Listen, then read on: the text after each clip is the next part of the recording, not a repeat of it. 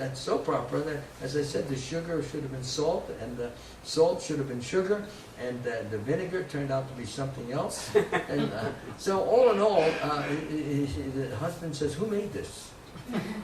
Who did that? Did you cook this?" And she said, "Yeah, what's wrong with it? Taste it." She said, "It's not bad." He said, "They're not good either." So we're talking about motive ignorance. Acting in a thoughtless, uncaring, sometimes even husbands and wives, when there's some antagonism, when there's some stored up anger, sometimes the wife may even deliberately do that. And that's not motive ignorance, that's passion. So she deliberately puts in that heavy piece of garlic that she knows her husband hates. And because he criticized her, she bought a new bangle and showed it to him the night before, and she said, "What do you think?" He says, "I don't think." So, therefore, she got upset. "You don't like it? Well, it's okay. I mean, for you. But it doesn't matter to, if you like it, fine. You don't like it? I didn't say that, but you don't like it, right? I didn't say that, but you feel that, don't you?" So, therefore, the next meal, poor guy, he only gets poisoned. This goes on, by the way. This is not, it may be humorous because it's so true.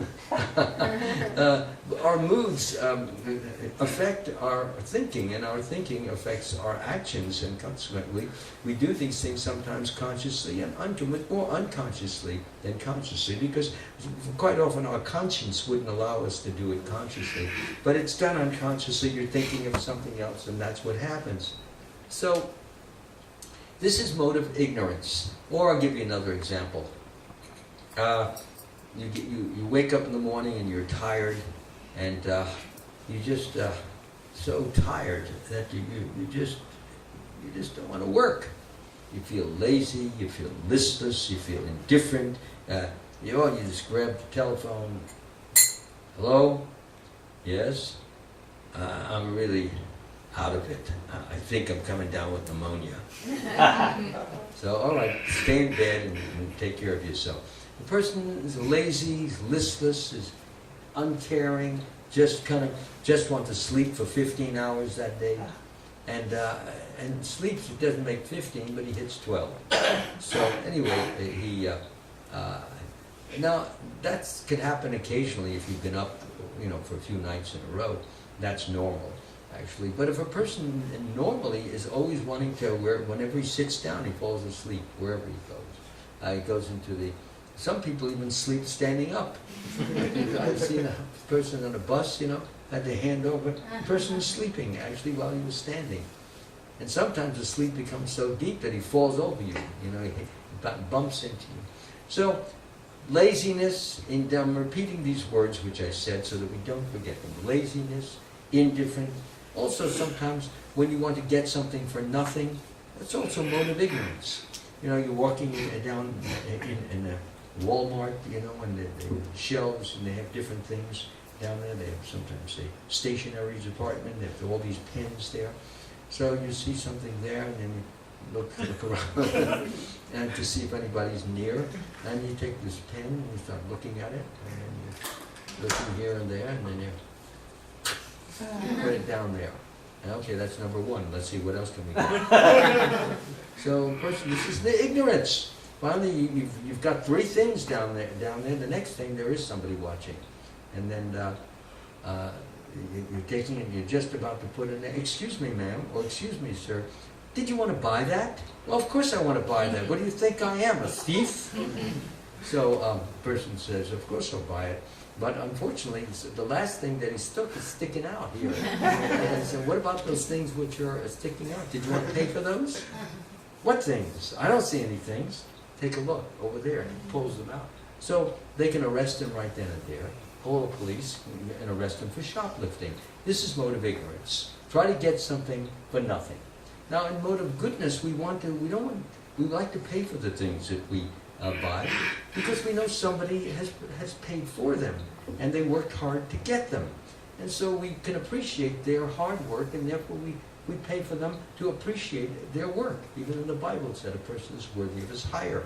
In other words, he's going to do something, therefore he deserves to be paid for it. And we don't mind doing that because, after all, it's going to satisfy our needs. And if it will do that, so we'll pay for it. But not a person in ignorance. The only thing a person in ignorance is concerned about is me, my, I have so much money, I don't want it to go down. In fact, I want my wealth to go up, but I don't want to spend anything, so I'll steal it. All criminal action is mode of ignorance. I think we have a clear idea of. Now these modes, they work by association. The more you contact, let's take again mode of ignorance.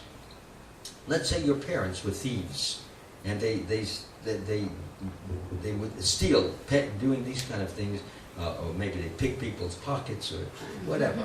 So they taught you to do that. So by association, you become a pickpocket. So you make sure that when there's a big, like at 5 o'clock and everybody gets out of work, and you get into the bus, you're kind of like this. So everyone is shoving like this, and your hand is looking for pockets that you can pull a wallet out of or something. And that's all you do. You ride the buses or you ride the trains so that you can, that's how you make your living. There was some important, big novel that was written by Charles Dickens, was very, very famous. So this is, therefore, by association, I remember I had a yoga center, and there was a mother. She came with her daughter, and daughter was this big. And the mother came to take a yoga lesson, but really not to take a yoga lesson. She had taught her daughter to steal. So while the class was going on, the daughter was foraging around in the office, and she was opening drawers and taking things, sticking them here. But my teacher, he had he had some mystical powers, and he knew what was going on. So then he at the end of the class, he told the woman, "Would you please stay for a while? I'd like to speak to you about something." So everybody left, they paid the thing, and she says, "I'd appreciate if your daughter, all the things that she took, she would please give to me." So he didn't scold her, but he told her, and he tried to explain to her that this is not something you want to teach a child, number one. Number, because she'll end up in the penitentiary eventually, and she'll be miserable, and that's not the way to earn a living, etc. And he told her in a nice way, what you can do is you learn how to become a devotee, learn how to do this yoga that I'm trying to teach you, and you'll see that God will help you to have the things that you need. You don't have to do those things. But what I'm trying to bring out, just by the mothers, I saw the girl there, it was just by the mothers. But the next time they came for the class, I was standing around watching the kid every moment. Wherever the kid was, I had my eye on her. Because even though she says, okay, yeah, we won't do it again, you never know. So that is mode of ignorance. Okay, you got it? Now, mode of passion is a little different. Because again, keep in mind one thing, please. You develop these modes by coming in contact with them or communicating with them. If you're a person who steals and I hang around with you and I start doing it, then that mode becomes my mode. Okay? If you're a person who does beneficial things, kind things, loving things, caring things, then I become like that also. That's why it's mentioned, in our scriptures that we should try to associate with persons who are in the higher modes, the mode of goodness and ideally pure goodness. So therefore, the important point is that contact, certain things are in the mode of ignorance, as I already meant, like any kind of criminal activity, that's the mode of ignorance, you see. Any kind of cheating is the mode of ignorance. Any kind of, like gambling, it's again a desire to get something for virtually nothing. You know, you put in a few dollars and you want to make $100 or $1,000. You don't want to work for it. But work is a blessing. Work is a means to develop our minds and our mind and our intelligence. Because when you use your intelligence, then it gets developed and it is able to do creative activities. But because the person is in mode of ignorance, it's too much difficulty to think. Ignorance means you don't want to think. You just want to get something easy. Thinking sometimes is a little difficult. You have to think out the problem, try this. No, that doesn't work. Okay, let's try this. Some of you are computer engineers, you know, you deal with you're trying to make certain things. Excuse me, but I got a cramp. is trying to make certain things happen in a certain way, and you have to keep making different tests, you have to keep making examinations, you have to keep proving certain things until finally the thing comes together. And it can make you go for sometimes hours, sometimes days, and sometimes weeks, one problem, until you finally solve it. And it takes determination, it takes courage, it takes willingness to stick with the problem until you finally solve it. And this, of course, is more the mode of goodness. So, therefore, again, that's why in our Krishna conscious movement, we forbid, if you want to be initiated, we forbid you engaging in gambling, because it doesn't help us to develop spiritually. Because if you can't get God for nothing. You can't say, okay, Lord, I'm going to make believe I'm chanting the holy name, and I'll stay in the temple, I'll just move my lip. And think that's God, I can trick him, I can fool him. So, then the Lord, he grants certain blessings to certain, and you find you didn't get those blessings. You never chanted. Well, didn't I look like I was chanting? Yes, you did, but you weren't chanting. So you have to put in the work. You get promoted in school because you put in the work, you take the examination, you pass the examination, and you move on to another higher level. So that's the mode of goodness. So we take the mode of passion. Mode of passion is interested primarily in trying to outshine or outdo everyone else. He wants or she wants to be the lord of the block, the lord of the home, wants to be admired, wants to be looked up to, wants to have the best car on the block or in the community, cannot bear to see somebody is doing better than him. It could be financially, it could be intellectually, but always wants to be a winner. Okay, and when he loses, he feels terrible. He feels crushed. He feels that he's small. He's uncertain. He's very good, and that's what motive passion is. So, motive passion is not. Do you have your hand up? Oh, you got it with the camera. Okay, sorry. Because when you do like that, I can't even see it from you. I thought maybe you want me to answer a question. Sorry. Okay, it's okay. Not a problem. I'll try to remember that you adjusted. So anyway, as I was mentioning just a few moments ago, that in the mode of passion, the persons are always asking, well, even in our movement, people are asking when we do book distribution, well, how many books did you distribute? How much Lakshmi did you bring in? Well, what does it matter to you? What is it your business? Well, I just want to know. No, you don't. You just want to know if you're better than me. That's what you want to know. And if I did less than you, it's going to make me feel good, isn't it? So not really. Yes, really. So therefore, you have to understand the motivation. And I generally, that's how I speak to people. What do you have to know any of this? How much I did? Now, it used to be that devotees, when they would go out and they would do Sankirtan, generally when you came back, you put your score, and we still do, you put your score on a score sheet, how much Lakshmi you come, how many small books, how many medium books, how many big books we do. And so what would happen is that the next morning when they would read the scorecard, everybody would know what you did, how many big books, how much Lakshmi. And the person who did the worst, he would just feel just completely crushed. Like he's not even a devotee. He's not worth it. And his name would, we know that when they would call out his name, it was like nothing. So what would happen was that this became a problem.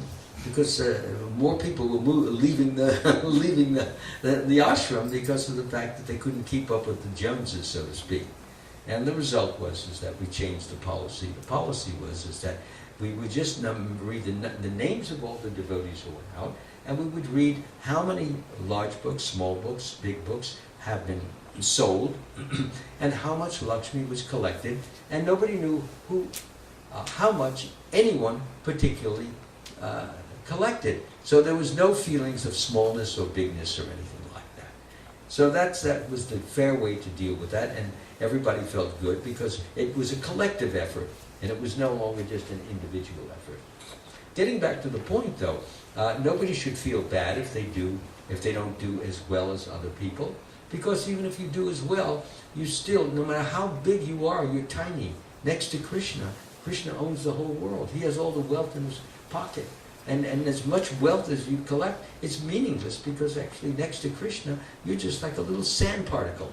So nobody should feel big or great or grand. We should just talk to ourselves and say, what am I feeling great about this for? First of all, it's not a lot. And second of all, even though it's not a lot, I could lose it tomorrow. Anything could happen. I could be walking upon, I have my purse and I put my wallet down, and then I forget to take it. So things like that happen. Person puts in the store, you put the wallet down, you take out your credit card, and you put it in your pocket, and you forget it. Just forgetfulness comes over because somebody distracts you, or you see something in the distance, or you're wondering where your kid is he hiding under some under some mannequin or something. So anyway, the important point is that you lose it. Sometimes you can lose these things, and it's very frightening, because you have credit cards in them, and you have important addresses in them, and things like that. So therefore, it's very important for us to maintain what I'm going to bring out now is the mode of goodness. Are we all clear on the mode of passion? This idea, I'm envious, basically is characterized by envy. I envy, you do better than me? Well, tomorrow I'm going to do better than you. Okay, now I'm better than you, and you're thinking, oh yeah? Well, wait till the next day. And so the competition goes on. Nobody has any peace of mind. They're both in anxiety. Who's going to win? Who's going to lose? And that's a great misfortune, because they end up hating one another. Isn't that wonderful? You go to school and you hate him because he did better, and you swear you're going to beat him in something else. Whether it's on the basketball court, or playing baseball, or even play the baseball instead of just throwing, when you're the pitcher, instead of throwing it to the catcher, you throw it at his head. So consequently, that's how you get back. Now you're not so great, you see. Important. Mode of passion is horrible, it's terrible. We don't want to associate with activities in the mode of passion, which a very good example of mode of passion going on today is the candidate for president, Donald Trump. I mean, he's a perfect example. When he thinks of Hillary Clinton, lock her up, lock her up. I mean, come on. She was the Secretary of State. Lock her up, he refers to her as like a common criminal. And so, and he says all sorts of horrible things about the Mexican people, about the Muslim people. Everybody's low except him. He's top notch. And he did the Mexican people like a favor. He went and visited the Mexican president, as if that makes it up for him calling all the Mexicans a bunch of criminals. All they do is commit all sorts of crimes here. They don't belong here. Let's put up a big wall and don't let them in.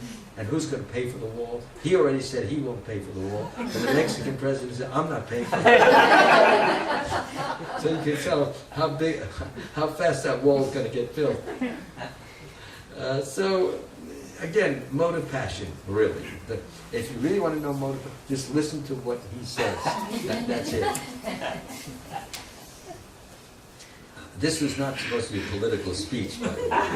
But it's a very good example of a person who's always trying to put somebody down and bring himself up. You see, yes. If we listen to him and read about him, won't it affect our consciousness? I can't hear a word you say. I'm saying if we listen to him and read about him, won't it affect our consciousness too? Not if you're on your guard. If you're on your guard, it's not going to affect you. On your guard, you know the man is a buffoon. He's an idiot. He's crazy, you see. And when you read the Bhagavad Gita regularly, and then you see that, you say, yeah, that's the perfect example.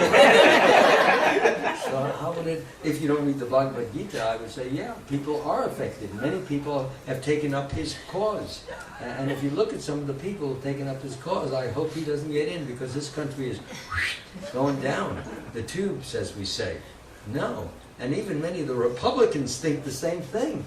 They're thinking, I don't want to support this guy, because nobody's going to care for our party anymore, because he stands for craziness, madness. And he keeps changing his policies, you see. Because this doesn't work, we'll try. There's no such thing as truth there. It's only what works and gets votes. Who wants to vote for this? And think about Lord Ramachandra, how the very opposite. So no, you don't have to worry. If you want to, if you're feeling a little down in the dumps and you want to have a laugh, read about what Donald Trump says on that day, and you'll have lots of things to laugh. Because you have knowledge, you have wisdom, you have understanding, and these people are just groveling on the material platform. You see. And I don't mean that we should feel superior. I actually feel sorry for the guy, because really, the man is. I mean, I don't want to go where he's going when he leaves his body. Not at all. And I don't think I wouldn't wish it on anyone. Okay, so we've got now the mode of passion. We've got the mode of ignorance. Now let's talk about goodness, and we're going to talk about pure goodness too. Now in goodness, basically a person who's in the mode of goodness, probably all of you are in the mode of goodness. You wouldn't be here tonight if you weren't. You've been trained, you've been brought up to speak properly with parents who there may be a few exceptions, but I'm saying by and large my experience with most persons who were born in India and who have got good grades in school and had good memories and had excellent intelligence, generally speaking, they come from pious families and they learn right from wrong. They learn to worship God at a very early age. They realize the difference between religion and irreligion, and they're taught the benefit that God is there, He's in your heart, He's everywhere, and if you please Him, then He will take care of you. When you're a child, your mother will say, don't worry, if you worship God and you show your affection for Him and love for Him, He will give you a lot of nice chocolate ice cream. Like that. Really? Yeah. But make sure you're really a good boy, because God knows you can't trick Him. You can't fool Him. So the point is this, is to try to train them to understand. Later on you say, well, you show them the difference. And sometimes He doesn't always give you ice cream. Sometimes He'll give you something else, you know. But the important point is that you learn right from wrong. You know what righteousness is. You know what good conduct is. You know what good behavior is. You don't shout out. When people are talking, you don't... Like I can see some devotees. There was one devotee who was doing some service for me yesterday, I think it was. So I was explaining to him that something was done wrong. So he kept interrupting me. I said, excuse me. I said, you're Judge Pataka's disciple? You're interrupting me at least 6 times. Now you keep quiet. Don't talk. And learn something. And then I won't talk. And I'll learn something from you. But if both of us try to talk at the same time, we learn nothing and become enemies. Do you understand that? Yeah, sure. Well, okay, let's follow it. And he did. He understood, had the proper... See, our emotions get ahead of us. And when they do, they carry our words in such a, what I would call, spontaneous, springing forward, that as soon as you hear something that maybe you don't like, you want to fight it. You want to argue it. You want to hit back at it. And the result of that is that you don't have a really smart, enjoyable, comfortable discussion. A good discussion is a person knows how to keep his mouth shut and listen carefully. Sometimes in those types of discussions where people interrupt you, they don't even know what you said, because they're just listening to their own thoughts. And that's most unfortunate, because you really never get to the truth of anything in that kind of a mentality. So getting back to the mode of goodness, in goodness, persons are trying to do, for example, you have doctors, they want to help people, or dentists, they want to help people, or good lawyers, they want to help people out of trouble, or people who just have an attitude with anyone who's in trouble, like they want to do volunteer work for the Red Cross, or they do volunteer work for a particular hospital. So they go to the hospital and they spend, half a day there or 2 days a week there. They don't have to. They're not making any money for it. It's a voluntary thing. And the people are benefited by the love and the affection that such people give out to these people who are lying in bed and suffering. So anytime, any kind of humanitarian activity or philanthropic activity, giving money, to the temple, giving money to the Red Cross, helping anyone out of difficulty, out of tribulation, out of their trials, out of their problems, helping them solve problems. This is mode of goodness, you see. And mode of goodness means that how you cultivate it is by associating with persons like all of you. You associate with persons in the mode of goodness, and none of you would think of committing any criminal acts. In fact, you would be, it's abhorrent, and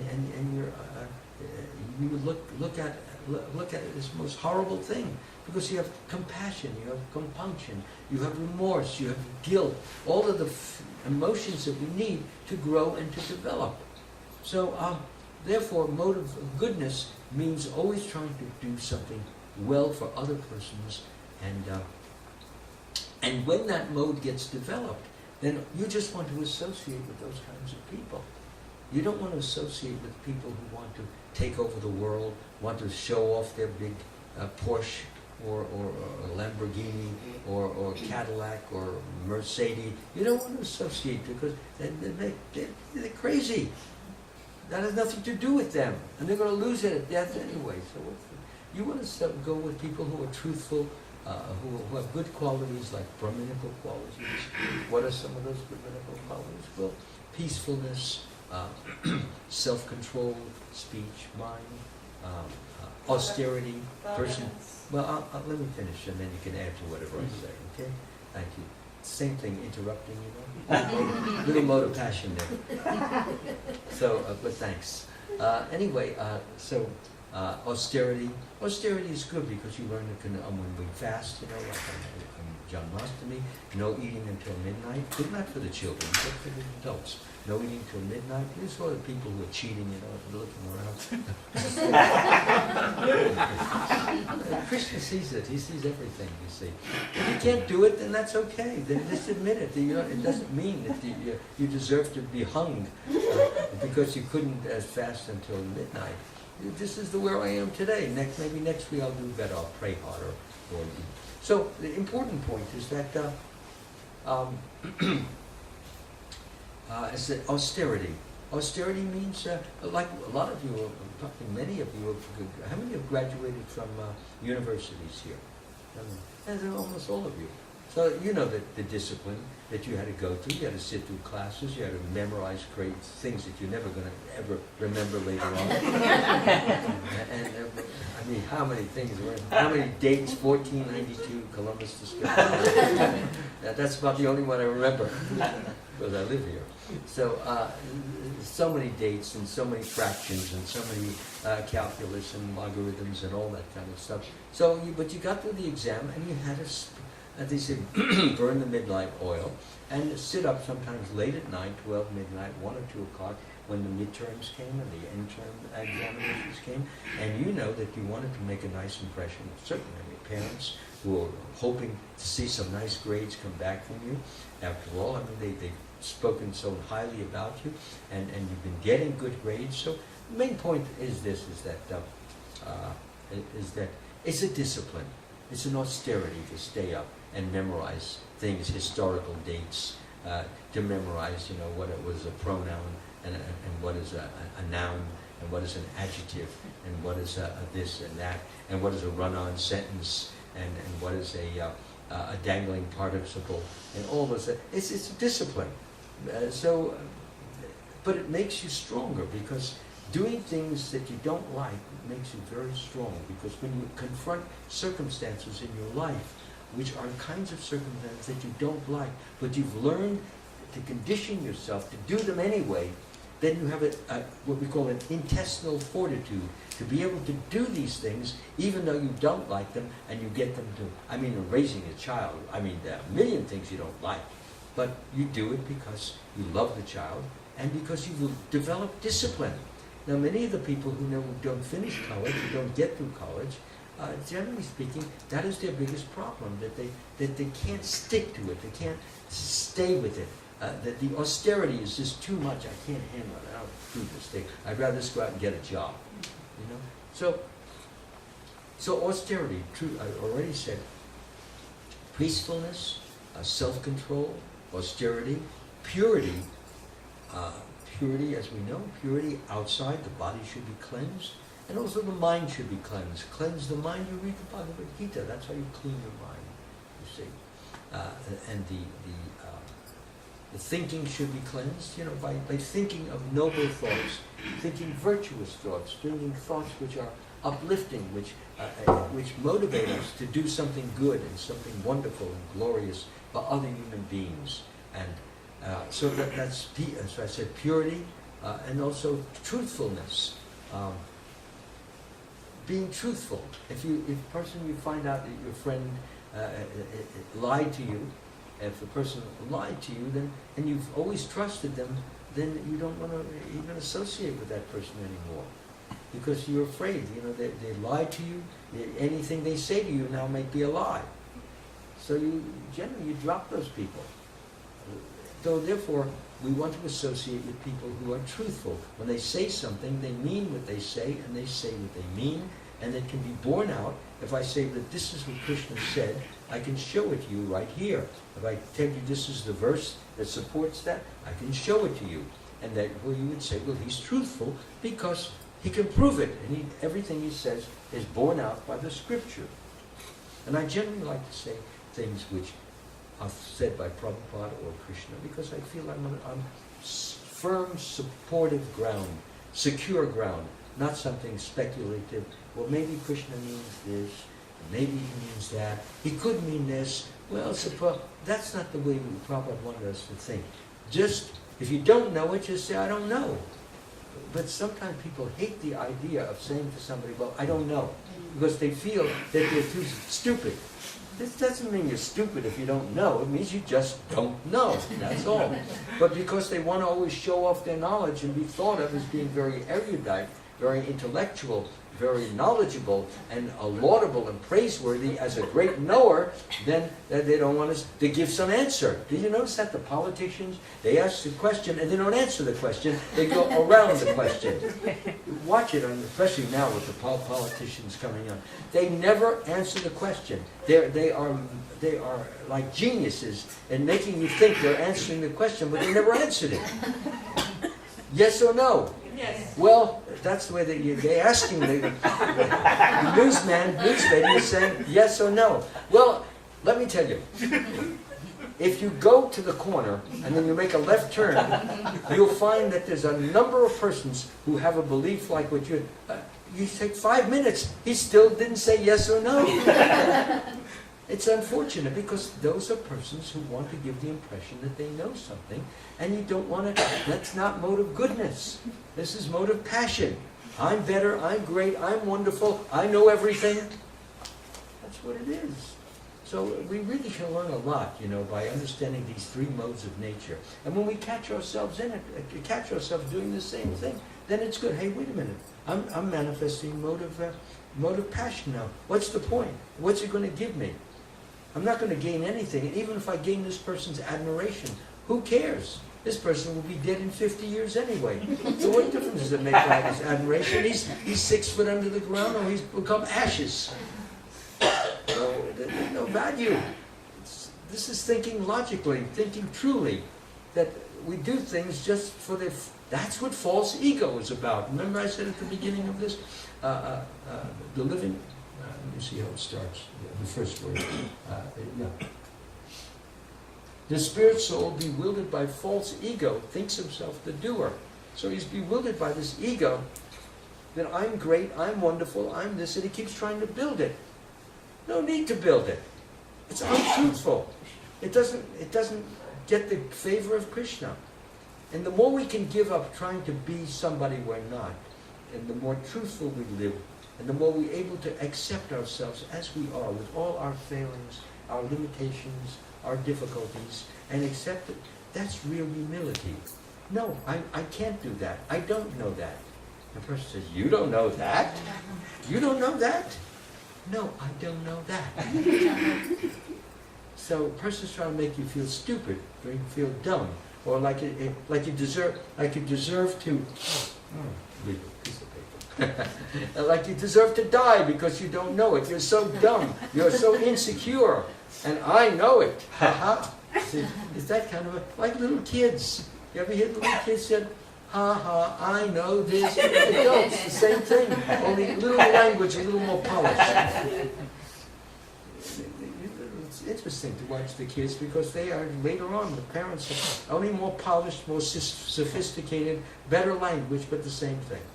So, therefore, we want to associate more with mode of goodness. And mode of goodness. The more you're in the mode of goodness, the more you can the more you don't want to associate, you don't want to see movies that are in the mode of ignorance. There's some people, all they want to do is see gangster movies. All they want to see is horror movies. They want to see people slit the throat. That's their whole thing. And they wonder why they have nightmares. Really. Nightmares they have. Well, but I enjoy those movies. Yeah, because they want to slit their mother's throats, their father's throats, their little brother's throats. And now they can, through identification with the vampire there, they feel they're getting to do it, but indirectly through the vampire. So, madness, complete. We are living in a world of madness. And only if we're so fortunate to have books like what Prabhupada wrote us, because he takes you out of the madness. We're having a kind of a good time. At the same time, I'm revealing this very high philosophy. It's extremely high. And once we understand it and we learn it, I'm sure everyone is going to remember so many of the examples that I've given tonight. And that makes me happy, because you'll be able to make decisions based upon which mode am I in, you see. And that's so wonderful. Now let's go to the highest mode, if you want to call it that. We all understand what goodness is. It's what you all are. You're all good. You make the feast here, you invite me here to come to expound on the Bhagavad Gita, you worship the Supreme Lord, you worship our founder Acharyas. It's just goodness. But we go to another thing called pure goodness, and it's a little more difficult to understand because it really requires the grace of God to fully understand it. Now there's goodness, now we all know what that is. It means doing good things. You give money for wells, or to build wells, you give charity, all of those things. But here now we come to a different thing. Quite often, and even though we do good, we like to be recognized for it. That's a little bit of passion injected there. And it's very hard to find a person who will do something good, with the idea that he doesn't even want to be recognized. He doesn't care if he's recognized. Some people say, oh, you did a great job, this was wonderful. Well, thank you very much. And he couldn't care less what they said, because he's more interested in what?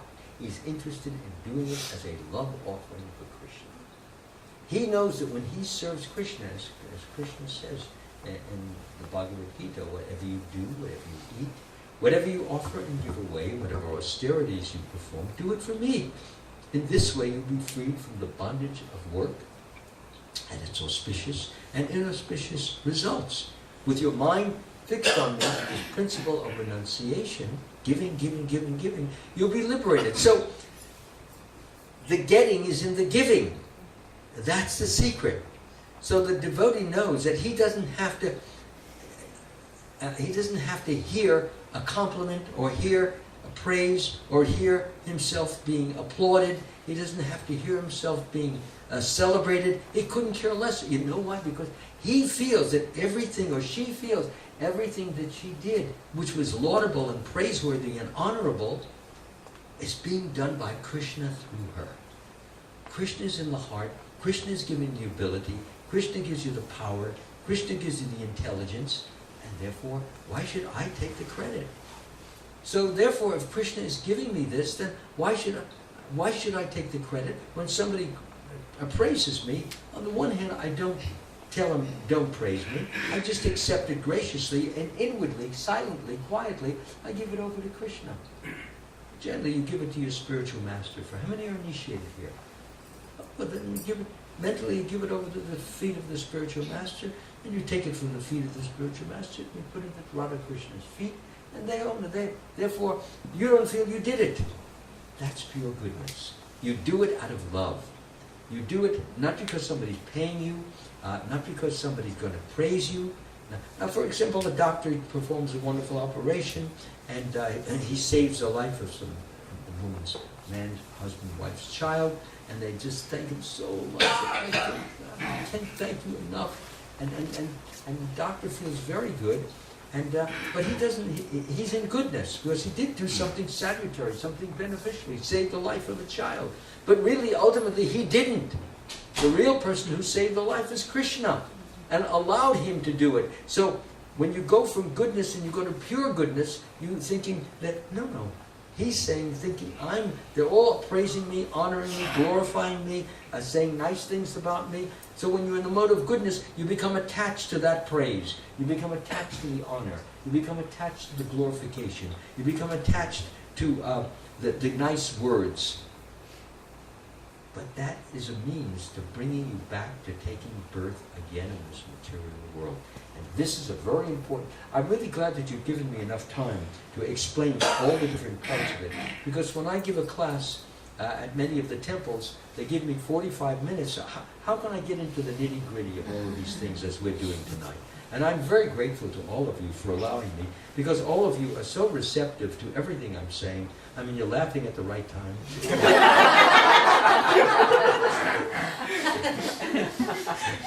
and you're giving me the silence that I need at the right time. And I'm very grateful and very thankful, because this makes for an enjoyable evening, and it also a very philosophical and very thoughtful evening at the same time. So, main point is that try to keep in mind, remember, that the devotee does not care to be praised. It's all over Prabhupada's books. He doesn't care to be praised for his good work, honored, glorified, or looked up to, bowed down to, obeisances. He doesn't care about any of that. All he cares about is what? Pleasing Krishna. That's it. So he does the job as well as he can, and because he does it so well, everybody says nice things about him or her. And the result is that he has that understanding, she has that understanding that it's all being done by the mercy of Krishna. And therefore, why should I take the credit? And therefore, I give the credit mentally to him, and I say to Krishna, thank you for engaging me in this service whereby people are praising me, but really they're praising you because you're the one who's doing it through me. And how wonderful that is, because I'm just a servant. I don't feel that I'm big shot or I'm great or I'm so wonderful, I don't feel that. I'm just a servant. I'm just your messenger. I'm just doing what you're engaging me in.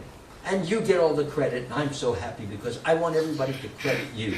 And although they're not crediting you, Lord, I'm crediting you. And that's the main thing. And that's what pure love, pure goodness is. Is it clear? It's not an easy concept, by the way. But the main point is that we want nothing for ourselves, we want everything for Krishna. And though externally people don't understand this, so when they praise you or honor you, you say thank you very much, appreciate your kind words. It's very nice. And that actually, it is their love. Everybody doesn't have to say, well, that was a great job, or you did it wonderfully, I really appreciate what you did. They don't have to say that, but when they say that, that's like an expression of love. And it should not be rejected, it should not be spurned, it should not be looked down upon. We thank them. We thank them from our heart, because they're expressing God is thanking us through him or her, okay? And therefore we take that and we appreciate it and say thank you so much for your kind words, and then we take them and here, this is for you, Lord. This is for you. I have nothing. And I'm so glad they praised me because I have something to give to you. That's your devotional service. You're giving that what they gave to you back to the Lord, who deserves to receive it because he's the originator. You have free will, but you really don't. Krishna can take your will away from you in a second. He gives you that will. If you go to a mental hospital, I've seen pictures of people in a mental hospital. They will sit around all day. They're very much like a person, like in a dream state.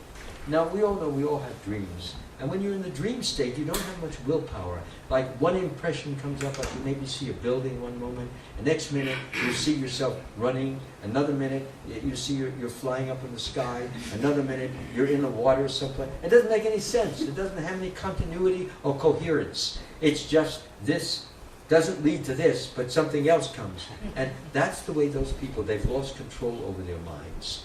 And their minds are just randomly going here and there. And their whole day is spent just like that.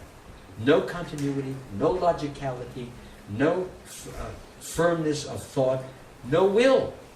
No will to even live. They're just living because they're being watched.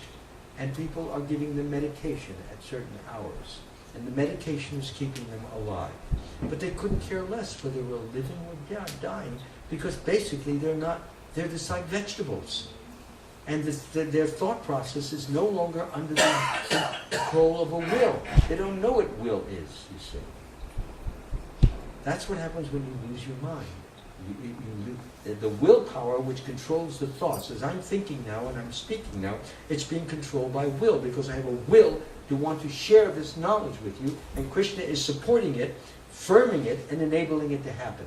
But as soon as he withdraws that, then I'm just like, well, you know, I went on that street, and after I went on the street, well, you know, the water was really great.